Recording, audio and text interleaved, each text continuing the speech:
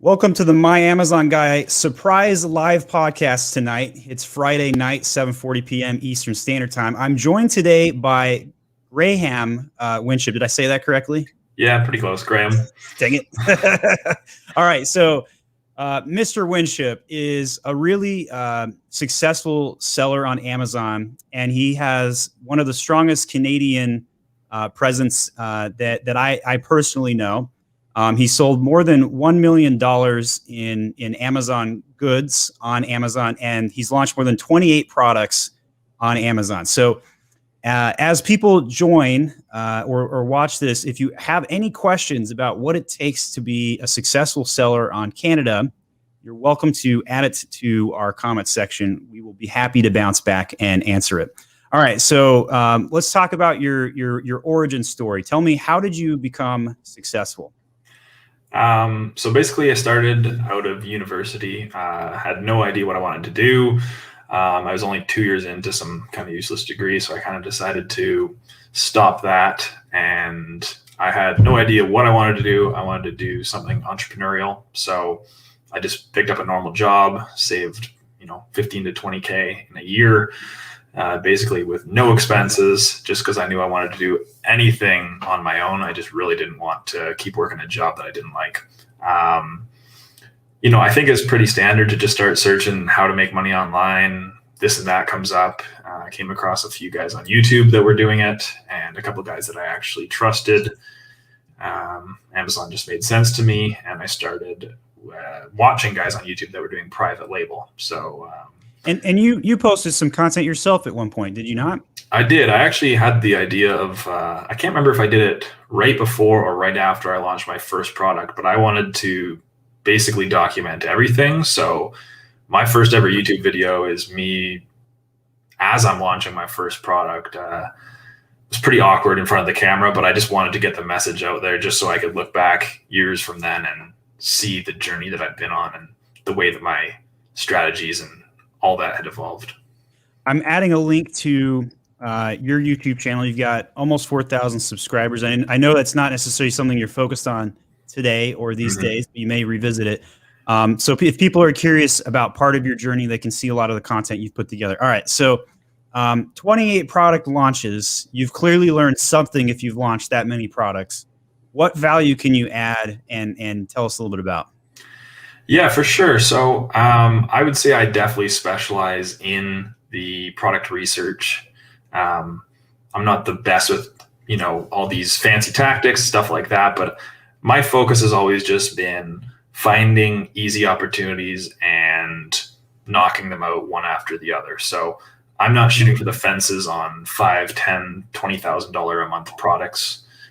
In profit, I'd like to sit myself in those $500 to $2,000 profit niches where you're only competing with 5 to 10 guys, and they're usually all crappy Chinese listings, and it's very easy to compete, and it's it doesn't cost very much to start up because you can be ranked top of the page within a week with $30 in investment even sometimes. So definitely just finding good opportunities. And when I started my Amazon, I was only selling in Canada. And so basically the way I consider Canada is about 4 years behind Amazon.com. Obviously the sales and search volume isn't there, but the competition levels, especially in the past, but even still now, were so much lower in Canada than America.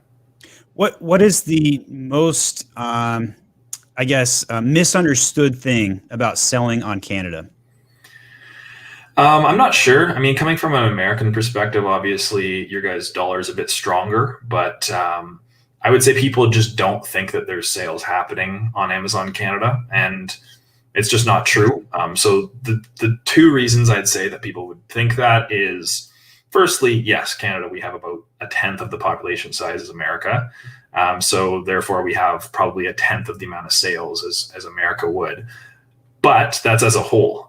There's also way less people competing in Canada. So, rather than splitting sales up between 200 competitors, you're splitting them among 10. And so the opportunity there is, firstly, there's larger chunks of the pie for the people that actually are selling there. And secondly, because of that lower competition, you're actually typically making much higher profit margins. Is that because you can sell it at a higher price, or? Exactly. Yeah.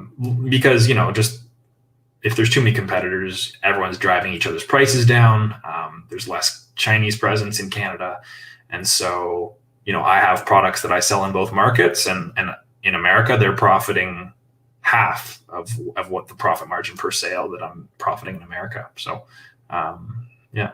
What now? You don't have to divulge any of your products or any of your product secrets, but if there was a particular type of item that you would recommend, or maybe one that you have a passion for, or anything you could share on why it works in Canada but may not work in the U.S., or any kind of tips like that would be great. So I'd say a lot of my focus, which is not something I hear other people really focus on, is I really am careful about product size tiers. And I understand the product size tier inside and out, whether it be in America when it's like a 13-cent difference based on your weight. In Canada, that's actually more exaggerated. So if you have like a very thin product or something that can be envelope sized, you're actually paying like $2 less in fees on every sale than if you have a standard size product. So if you actually have a small, thin product, I think that you could probably kill it on Canada because your profit margins are going to be nice and high. Even just getting, your weight, like being less than 340 grams in both Canada and America, super beneficial because your costs are significantly lower per sale. Little things like that. So I don't really have necessarily a category. Obviously, everything sells pretty similarly to America, unless you're selling maybe weather related stuff. Like it is colder up here on average. So, maybe like a ski brand or something is going to do better, but it's pretty similar to America. So my father, who's now the sales manager at my Amazon guy, is a retired weatherman. So okay. Yeah, if you ever need the forecast, stop on by. Well, it's always inaccurate where I live. Yeah. So blame the weatherman then. Yeah. How's the weather up in Canada right now? Right now it's decent. It's like fairly sunny day today. I went out and played some disc golf. It was like 6 degrees Celsius, which is, 40, 45 Fahrenheit. I don't know. So do people really play hockey outside in Canada? Is that a thing? Yes. And not where I live. I live on the West Coast, which is like kind of the warmest climate in Canada. But everywhere else, I used to always be jealous that all my cousins and stuff could play hockey outside. And whenever we went out to like Alberta and stuff like that, where it's really cold, that was all we would do. Nice. Okay, that's great. All right, so what is so people that are selling in the U.S. today, they look at Canada and they struggle with the getting started concept, right? Like just get started. What is an easy way to just get Canada going?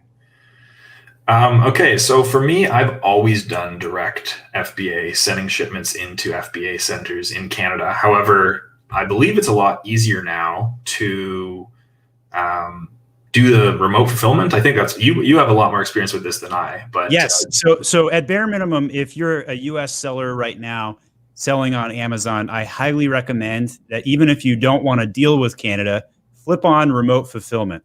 You will increase your sales somewhere between 1% and 3% of your U.S. sales will then start occurring in Canada, incremental for like an hour of effort.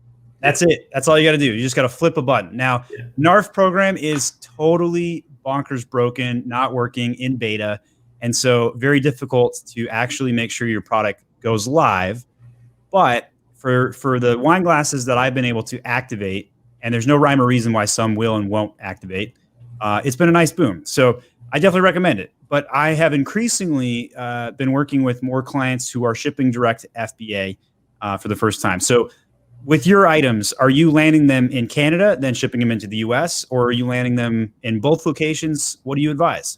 Yeah, so I have a freight forwarder and I just ship direct to Canada and then direct to America. So definitely you don't want to be crossing that Canada-US border because then you're paying tariffs into the country. Say, you ship it into America, you're paying tariffs and tax and whatever to get it in the country. And then you ship it to Canada, you're going to get charged tariffs again. So there are good freight forwarders out there that you can ship stuff almost at the same price. Maybe it's a little bit more expensive. But I definitely recommend shipping direct to Canada. Me as a buyer on Amazon, when I'm looking at products and I see that $6 extra shipping because somebody doesn't actually have their goods housed in Canada, it's not very attractive to me. So you're going to pick up and beat out a ton of the competition if you're just stocked in Canada. It's really not that hard. There are a few things you have to do. I'm no expert in it. I don't want to be giving out like wrong advice or anything. You need to call up the CRA business number. You get a business number in like 3 minutes, and then that's how you can import goods. And in terms of sales tax collection, that's a whole nother beast. It's really not that difficult, and you only have to do it once your sales surpass, I think, $30,000. Don't take my word for it, but there's a few things. That's accurate info. That's accurate info. So I always tell people, just get started, right? Like just start selling, because even if you pass that $30,000 mark, I'm sure you can backdate it a little bit, right? And so like figure out the marketing, justify the experience before you do that. All right. So we got a question from Yoon. What are your thoughts using the Amazon Global Logistics for shipping items from Canada to the US? Now, I suspect you don't have experience with this. I don't. Okay. So I don't know if I know the answer to this either, because I don't think I've had anybody ship from Canada in the US. We've always had direct shipments in the US. But if anybody watching this, even if you're watching the replay and you can answer this question, please leave the answer in the comments section. We are building a community of information, and we always want to help out where we can. So sorry we couldn't answer that question on this one. That was a good question, though. Very, very good one. Is the Amazon Global Logistics, is that where Amazon is now handling shipping from China straight to America? Is that what he's referring to there? I think so. And they don't offer that in Canada yet. Yeah. Okay. Good to know. Yeah. So a lot of my logistics experience, I always refer out to freight forwarders, logistics experts. And so I'm more of a marketer. And so most of my knowledge is on the traffic generation and conversion side. Mm-hmm. All right. So you are relatively young, right? And you decided that you're just going to hustle your way to success. Is that a fair statement? For sure. I'm definitely a lot more relaxed now, but the first couple of years were a lot more work, I would say. And when you kind of left the college idea to go do this, I think it was Elon Musk the other day. Somebody asked him, what advice would you give to aspiring entrepreneurs? And he said, or what kind of encouragement would you give aspiring entrepreneurs? And Elon Musk said, if you need encouragement, don't be an entrepreneur, right? So you didn't need encouragement, I suspect. This was probably a natural thing for you to gravitate towards. How did that happen? What drove you to go and do this? Yeah, so growing up, I was very always taught like, school. I didn't, I wasn't one of those kids that was 13 years old hustling fake AirPods and Beats and stuff like that. A lot of my entrepreneurial friends were doing that, but I didn't even really know it was possible. Just because my parents, they just wanted, be an engineer, be a doctor, something smart, you know what I mean? It was only the internet that really gave me some alternate viewpoints of, you work hard, this is possible. Like you can make $500 a day flipping couches on Facebook Marketplace, that type of mentality. And I was only really exposed to that when I turned about 20. And so once I realized that like this whole other set of career options out there, I just went to work. I would come home from my work, my job that I was using to like save up cash for something entrepreneurial, and I would take notes. I would watch YouTube videos and write out the whole YouTube video on shipping, on logistics, on launches, and I would, 5 hours a night for months there, just acquiring all the necessary, knowledge.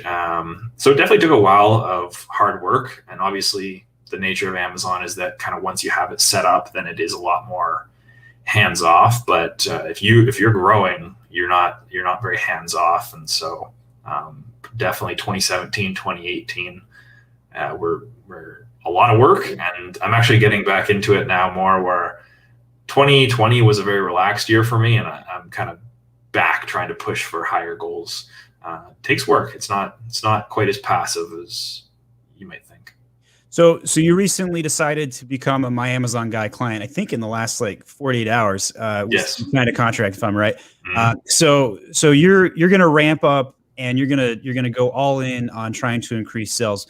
What is kind of what are your goals? Like, what do you want to do, and what do you want to see happen to grow your sales this next year? Oh, geez. For me, I'm moving, like I started in Canada, selling exclusively in Canada, and now I'm moving some of those products. I moved most of them over to the America, but I want to move more. So I want to have the whole catalog that I have selling in Canada also over in America.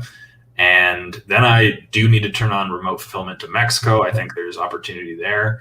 And then I really do focus, I want to focus on UK and Germany. I think, especially for my particular products, there is a nice, you say Canada is 1 to 3%, or maybe it's up to 10 if you're actually stocking items there. I would agree with that.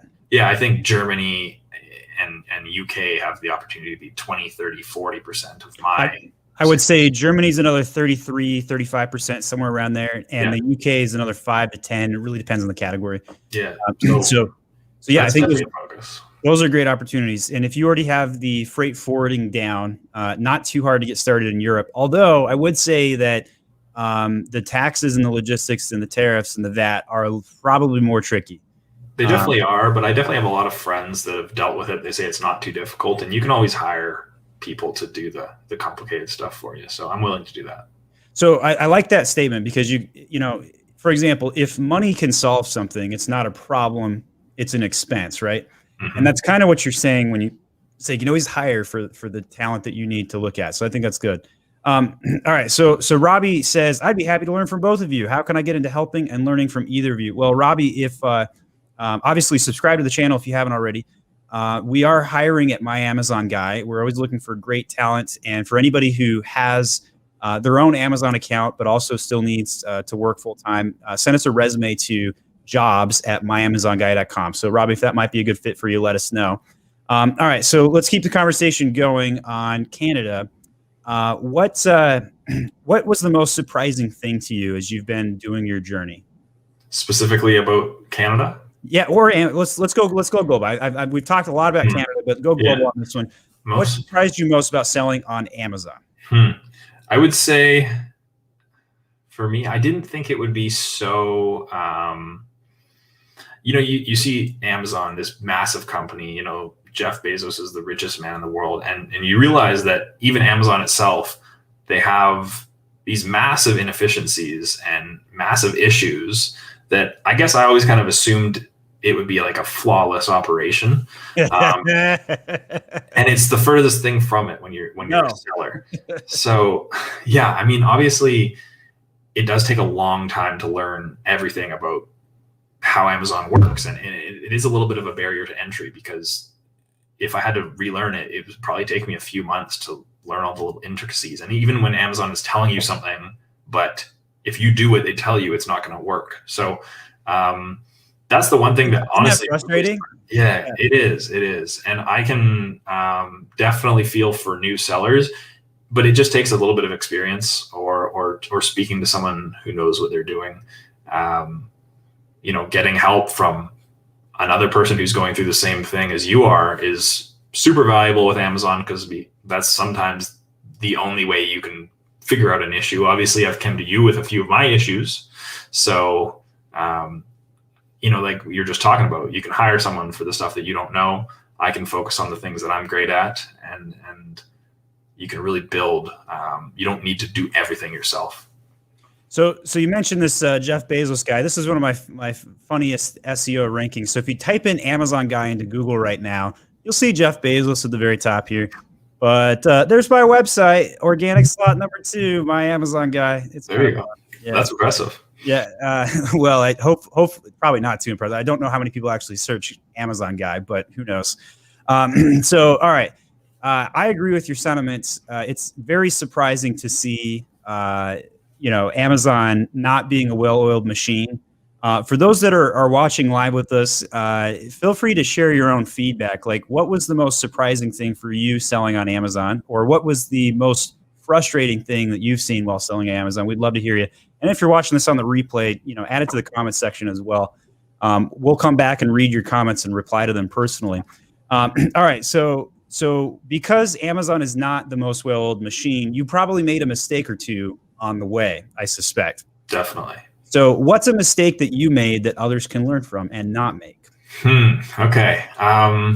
There's definitely a lot. I would say the number one thing that I keep getting hammered on repeatedly in my, professional life, as you want to call it, is spending money when necessary is very important. So for the first year or so, I would strictly choose my suppliers based on price. I would grind them all down as much as possible. And I can't count the amount of times where if I had just paid a little bit extra, it would have resulted in a lot of money saved or a lot more money made. There's markets that I entered back then that if I had stayed on top and let's take logistics for an example. You're about to go out of stock. You can either stay out of stock and pay for sea shipping, or you can bite the bullet and pay a lot more for air shipping, but you stay in stock. Even if you're not making money because you've spent so much on the air shipping for those units, even if you're losing money, it's still a positive business decision to stay in stock and keep your rankings, keep accumulating more reviews.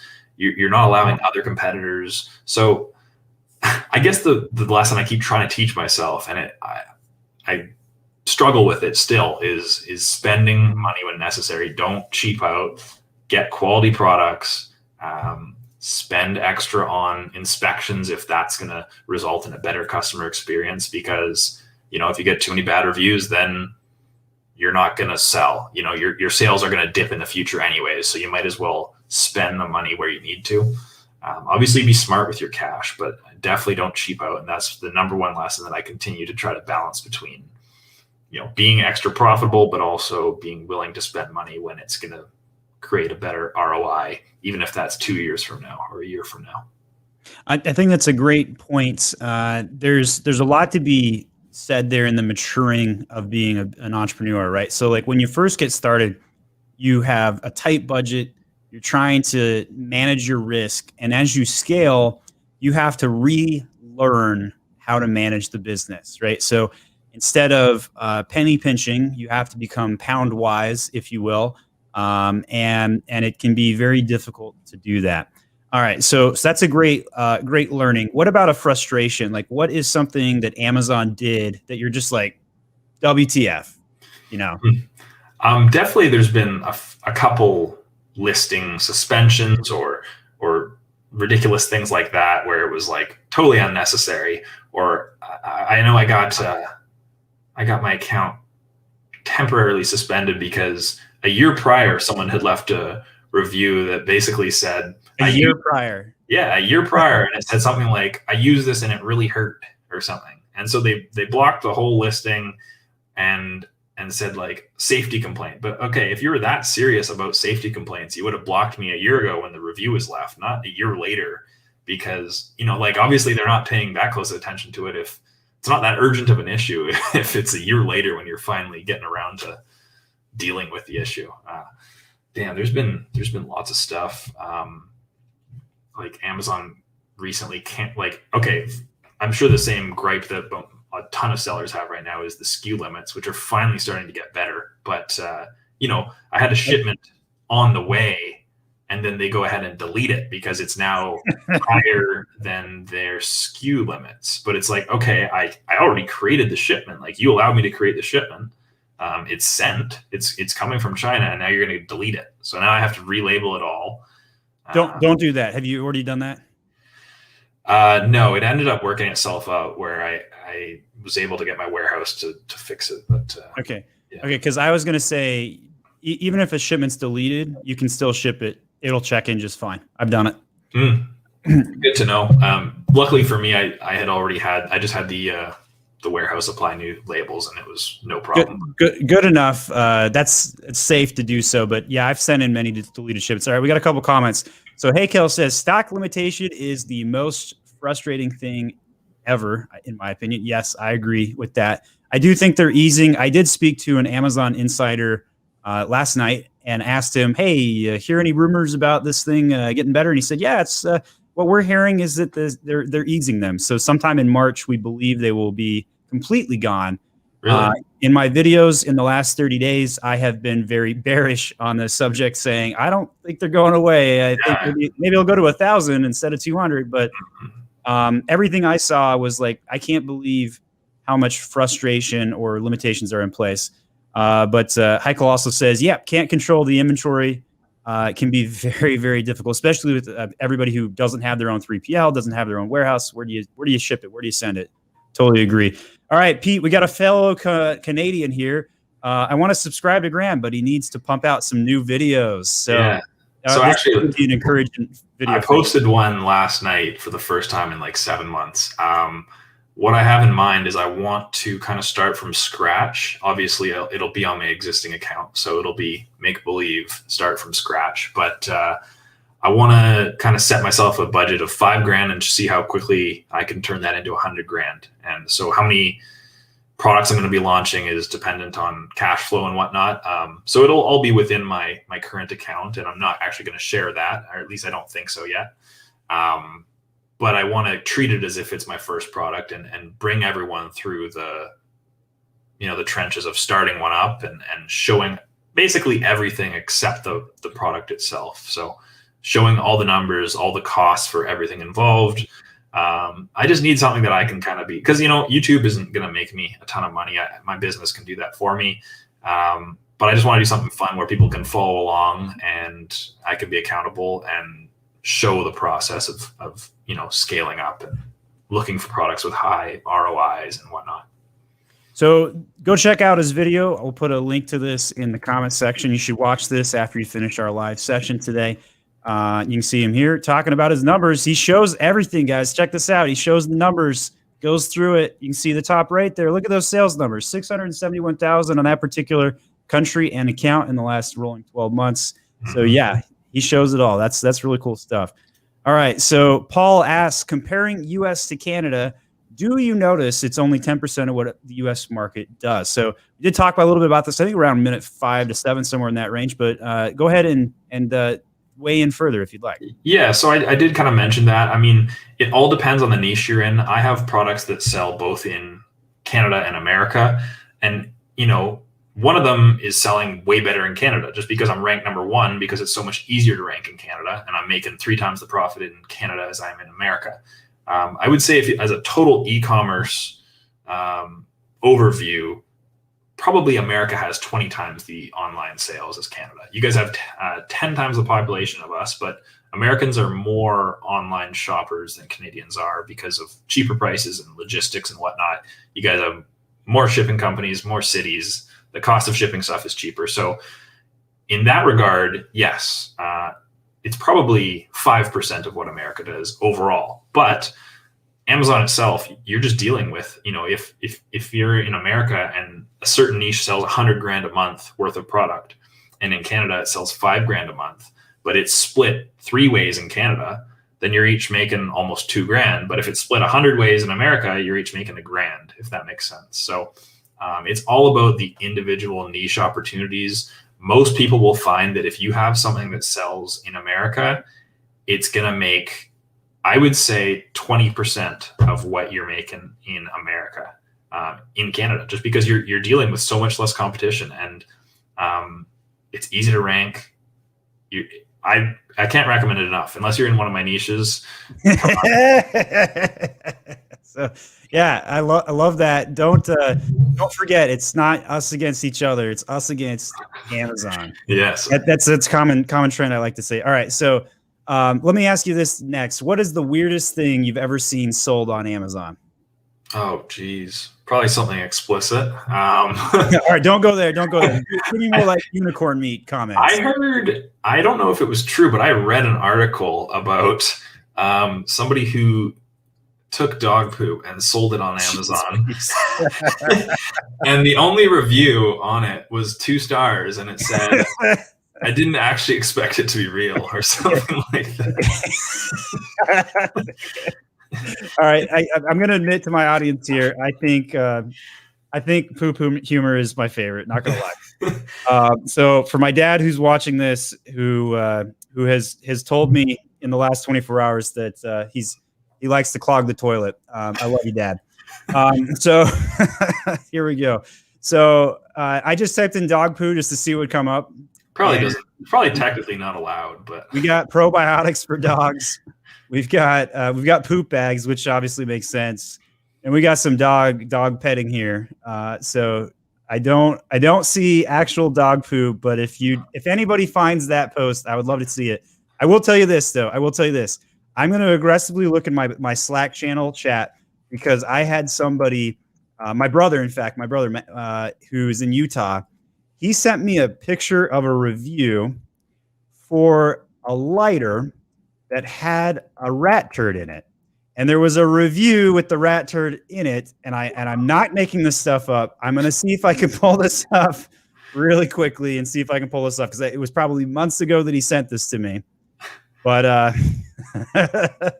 it does happen. All right. I don't know if I'm going to find the posting yet. So I'm just going to type in. I'm going to take this off screen just in case like my search results aren't friendly. Lighter on Amazon with rat turd in it. Let's see what comes up with this. Okay. I think maybe might have found it.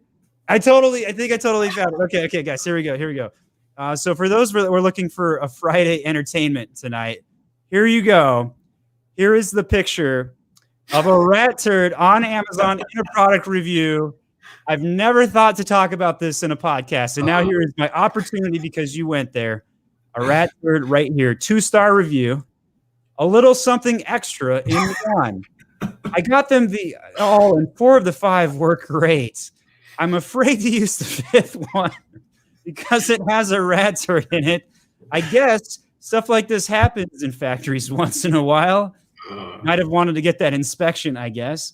Would have returned it or asked for another, but it's a freaking lighter. So whatever. Still happy with the price of the 4 I use. That's hilarious. And he took a second picture. Got a second angle here, guys. Wow. So, all right. Sending that one to my brother and my family. This podcast ending was more for me than anybody else. So for those that were offended with the potty humor, I'm sorry, but I love it. Going back to a serious note, before I forget, I have a tip. I don't even know if it's common knowledge or not, but it's to do with Canada. So most people, when they create their seller account, they create it on sellercentral.com. If you go to sellercentral.ca, and don't quote me, this might have changed since I last checked in the last year or so. If you create your account on sellercentral.ca and then you I think I know where you're going with this, and I think it's true, by the way. It's $29.99 Canadian a month forever if you sign up on the CA version, and it doesn't have any difference on your account as far as I know.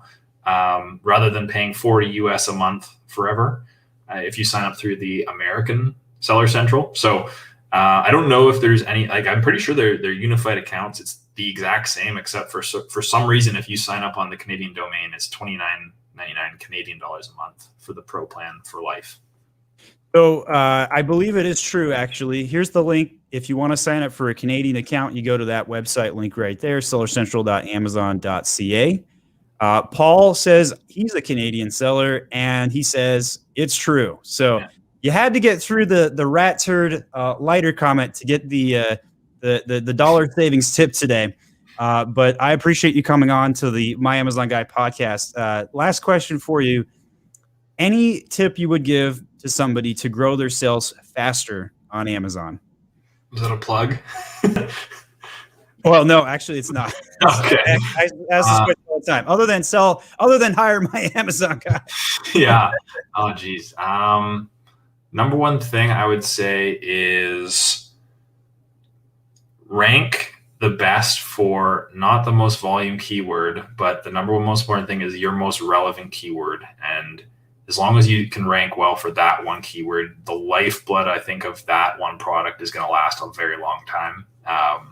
Because if you have the most relevant search term going to your product, which is the most relevant product, it's going to be very hard for that to ever not be there. Even if it's only 500 searches a month and that contributes to 50 or 100 sales or whatever that contributes to, it's always going to keep you very relevant. And I think a lot of the times when I launch products, I just want to rank for my most relevant keyword, that's probably my most important tip is whatever that most relevant keyword is, put some effort there, because that's going to carry you for a long time. All right. The next video you guys should watch after we end our live session today is go watch this video. We'll put a link to this in the comment section description, as well as a link to it. Thomas, you're very welcome. Great podcast. I appreciate it. Dave, not impressed. He says, I so disagree. So, or degree. I don't really know. Maybe I think he means disagree. Oh, all right. So, who knows? All right. Thank you all for tuning into the My Amazon Guy podcast. Please watch Graham's video next. You guys all have a great night.